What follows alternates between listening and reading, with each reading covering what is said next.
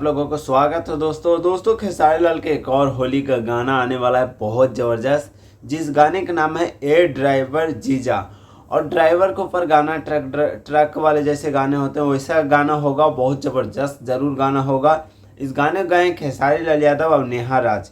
और नेहा राज के साथ होली गाने बहुत ज़्यादा आ चुके हैं, लगभग जो सारे गामा हम भोजपुरी पे आ रहे हैं नेहा राज के आवाज़ में आ रहे हैं और खेसारी लाल के आवाज़ में आ रहे हैं। और ये गाने सारे सुपर डुपर हिट अब होना स्टार्ट हो चुके हैं। होली के गाने जैसे जैसे होली नज़दीक आ रहा है खेसारी लाल के गाने सुपर डुपर हिट होना स्टार्ट हो चुके हैं और बहुत धमाकेदार ये भी गाना होगा।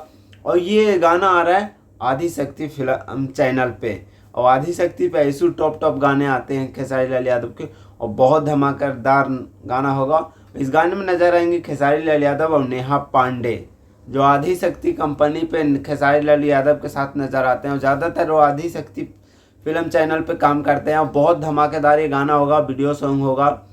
और अभी तक इसका टीजर तो नहीं आया, देखते हैं कब तक आता है गाना के ऊपर कुछ अपडेट नहीं लिखा हुआ कितने तारीख तक आएगा। सो ज़्यादा नहीं कुछ बोलता हूँ, ओके बाय, मिलता हूँ नेक्स्ट अपडेट में दोस्तों, ओके।